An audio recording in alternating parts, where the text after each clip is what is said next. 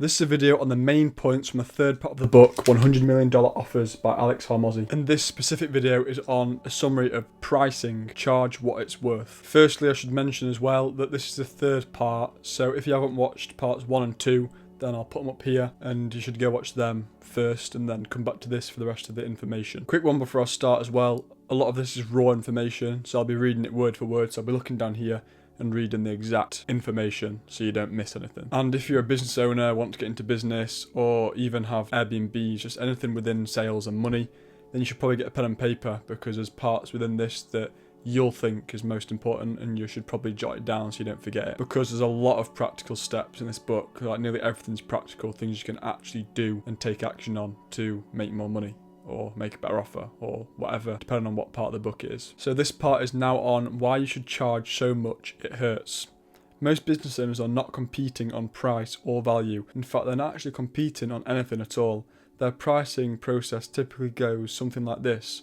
Look at marketplace, see what everyone else offers, take the average, go slightly below to remain competitive, provide what their competitors offer with a little more, end up at a value proposition of more for less. And the big secret, those competitors they are copying are dead broke, so why on earth copy them? Pricing where the market is means you're pricing for market efficiency.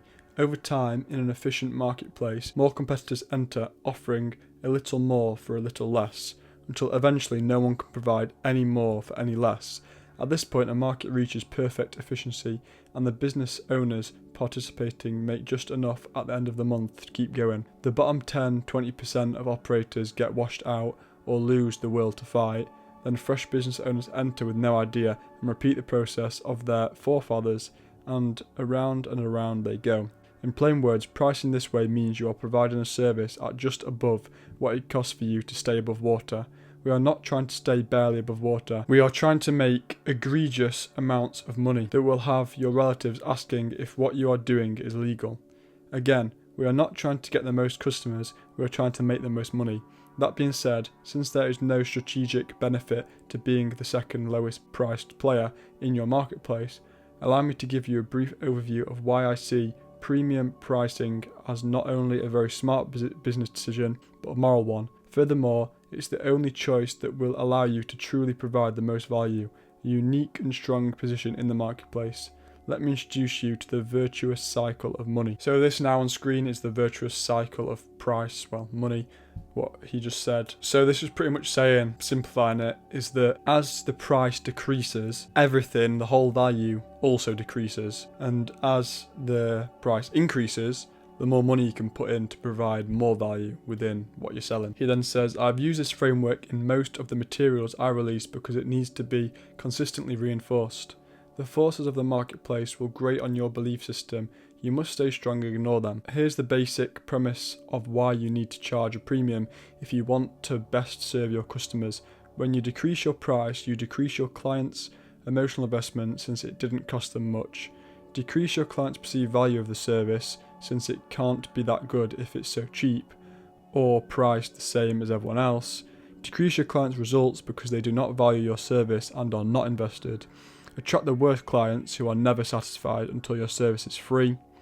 Destroy any margin you have left to be able to actually provide an exceptional experience. Hire the best people, invest in your people, pamper your clients, invest in growth, invest in more locations or more scale, and everything else that you had hoped in the goal of helping more people solve whatever problem it is that you solve. In essence, your world sucks, and to make matters worse, your service probably sucks because you are squeezing blood from the proverbial stone.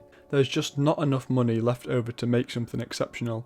As a result, you fall in line with the armies of average businesses that race to the bottom.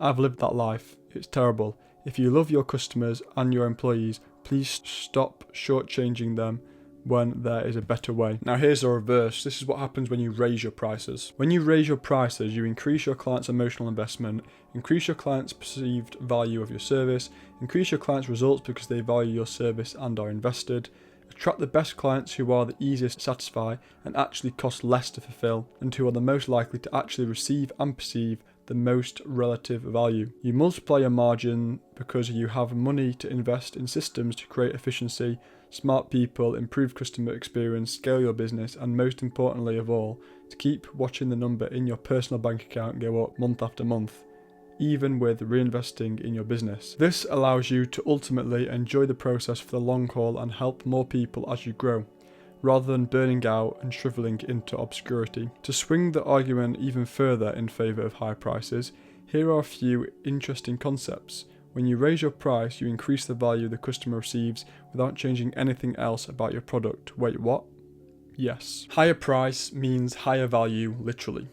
In a blind taste test, researchers asked consumers to rate 3 wines: a low-priced wine, a medium-priced wine, and an expensive wine.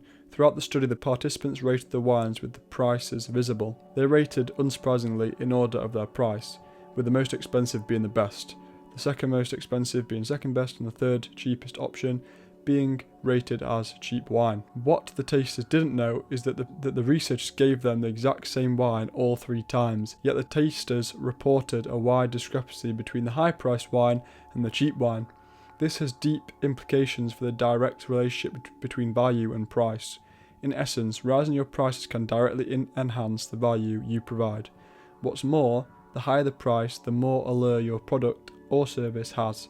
People want to buy expensive things, they just need a reason, and the goal isn't just to be slightly above the market price, the goal is to be so much higher that a consumer thinks to themselves, this is so much more expensive, there must be something entirely different going on here. That is how you create a category of one. In this new perceived marketplace, you are a monopoly and can make monopoly profits. That is the point. One final point I want to drive home. If you offer a service where a customer must do something in order to achieve the result or solve the problem you say you solve, they must be invested. The more invested they are, the more likely they are to achieve a positive result. Therefore, it follows that if you care about your customers, you should get them as invested as humanly possible.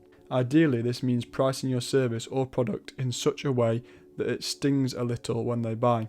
That sting will force and focus their attention and their investment in your product or service. Those who pay the most attention, and if your customers are more adherent and follow through, and if they achieve better results with your service than your competition, then you are in a very real way providing more value than anyone else. This is how you win. But I know this isn't easy, and it shouldn't be. Your product must deliver, so many wish to shortcut the real work. Do that and you will fail. In the real world, to have the gonads to charge big ticket prices, you must outwork your self-doubt. You must be so confident in your delivery because you have done it so many times that you know that this person will succeed. Experience is what gives you the conviction to ask someone's entire year's salary as payment. You must believe so deeply in your solution that when you look at yourself in the mirror at night, alone, your conviction remains unshakable. So let me bring this section home with my personal experience. My premium price experience. In my first niche consulting business, Gym Launch, I teach gym owners a better business model. Before productizing my consulting service, I flew out to 33 gyms in 18 months to do full turnarounds. We would fly out, fix everything in the gym, and relaunch it in 21 days. We would average an increase in 42,000 in additional sales in 21 days. It was wild. My fee was 100% of the revenue I would bring in. At our peak, we would turn around 8 gyms a month. This quickly became a logistical nightmare. After the wear and tear of living in motels month after month after month, I thought to myself there has to be a better way to do this. One month there was a gym we were scheduled to go fly out to, but I simply didn't want to do it. So I told them we were going to cancel the engagement. The gym owner practically threatened me to help him. So I said I would help him, but he would have to do all the work, but I would show him how. Within 30 days, the gym had made almost 44,000 in new upfront cash collected sales, 4 times their previous month. As soon as I saw that my process could be duplicated from afar, without me having to fly people in, our business exploded. I had found the missing link because my travel schedule was no longer a constraint. We went on to sell 4,000 more Sims over the next few years, and counting, using a done with you rather than a done for you model. But, back to premium pricing. When I entered the space, low-price competitors offered full-service marketing for $500 per month, with a single high-price competitor charging $5,000 for his product. I wanted to be the premium price leader. I wanted to be so expensive that that it created a lure around what we were doing. So we came in 3 times the highest priced player and 32 times more than the lower priced players. A price of 16,000 for a 16-week done with U Intensive. Then we upsold 35% of those people into a 3-year, 42,000 a year agreement for us to help them grow their gyms. For context, the average gym owner makes $35,280 per year in take-home profits. If that's the average, it means half make even less than that. So for many of them, they were committing to half of their yearly pay or more to buy our program. And I was selling this to grown men as a kid in his 20s, telling them I was going to help them make more money. This was possible because my conviction was stronger than their skepticism. How? Based on voluntary survey taken at our last full company event, with 158 gyms responding, we found that a gym launch gym who has been in our program for 11 months will experience the following average improvements. Top line revenue growth, plus 19,932 a month, plus 239,000 a year. Recurring revenue growth, plus 13,339 per month, plus $160,068 a year. Bottom line growth profit from 2,943 a month to 8,940 a month, so a 3.1 times. Client growth, plus 67. Churn, percent of clients who leave each month, from 10.7% to 6.8%. Retail sales, plus 4,400 a month in retail product sales revenue. Prices from $129 a month to $167 a month. The survey just proved what I already knew.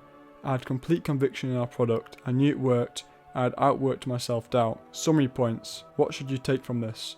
First and foremost, charge a premium. It will allow you to do things no one else can to make your clients successful. We were able to charge a premium because we proved more value than anyone else in the industry. In a real way, we were charging on a fraction of what our clients made using our system. This is important.